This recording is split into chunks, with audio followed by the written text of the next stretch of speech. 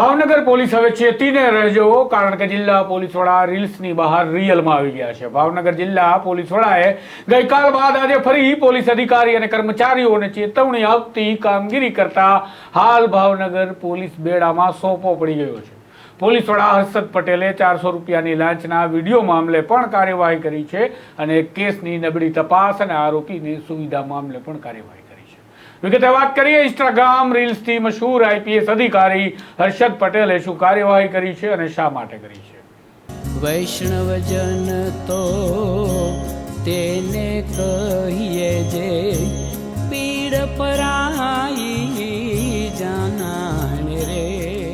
નમસ્કાર, હું છું આપની સાથે તુષાર બસિયા। નવજીવન ન્યૂઝમાં આપનું સ્વાગત છે। ભાવનગર જિલ્લામાં બેખોફ બનેલા સામાજિક તત્વોના આતંકની ઘટનાઓ બાદ ભાવનગર પોલીસની માધ્યમોએ બરોબર ધોલાઈ કરતા હવે ભાવનગર જિલ્લા પોલીસ વડા હરકતમાં આવ્યા છે। સંખ્યાબંધ છરી ચાકુ જેવા હથિયારો સાથે ફરતા આવારા તત્વોને પકડવાની જોરદાર કામગીરી બાદ હવે પોલીસ વિભાગમાં કાર્યવાહીનો દોર પણ શરૂ કર્યો છે, જેમાં ગઈકાલે ભાવનગરના ભરતનગર પોલીસ સ્ટેશનના પીઆઈ RM ઠાકોરની લીવ રિઝર્વમાં બદલી કરવામાં આવી હતી, જ્યારે હેડ કોન્સ્ટેબલ અશોક ઉલવાને સસ્પેન્ડ કરવામાં આવ્યા છે।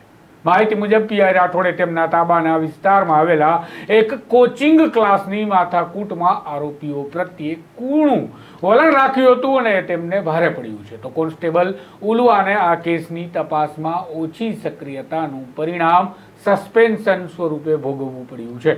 આ ઉપરાંત ભાવનગરમાં એક બાઇક ચાલક પાસેથી નીલમબાગ સર્કલ પર લાંચ પેટે ₹400 સ્વીકારવાનો મામલો સોશિયલ મીડિયા પર ચમક્યો હતો, જેના કારણે હંગામો થયો, જેના કારણે આ મામલામાં હેડ કોન્સ્ટેબલ દિલીપ પરમારને સસ્પેન્ડ કરવામાં આવ્યા છે, જ્યારે 2 TRB ભરત સૈડા અને કિશન સોલંકીને પાણીચું પકડાવી દેવામાં આવ્યું છે। આમ જિલ્લા પોલીસ વડા ડોક્ટર હર્ષદ પટેલની આ આકરી કાર્યવાહીના કારણે ભાવનગરવાસીઓ કહી રહ્યા છે કે ચેતીને રહેજો, પોલીસવાળાઓ હવે SP સાહેબ રીલની બહાર આવી રિયલમાં કામગીરી કરવા લાગ્યા છે। જોઈએ આ કામગીરી ક્યાં સુધી ચાલે છે, ભાવનગરની સ્થિતિ હવે કઈ પ્રકારે કાબૂમાં લેવા માટે SP આગળની કાર્યવાહી કરે છે। આ પ્રકારની દરેક વિગતવાર માહિતી સમાચાર પડદા પાછળની એ કહાની જે તમારે જાણવી જરૂરી છે। જો પસંદ આવે છે તો નવજીવન ન્યૂઝ સાથે જોડાયેલા રહેજો, ચેનલને સબસ્ક્રાઇબ કરવાનું ભૂલતા નહીં। નમસ્કાર।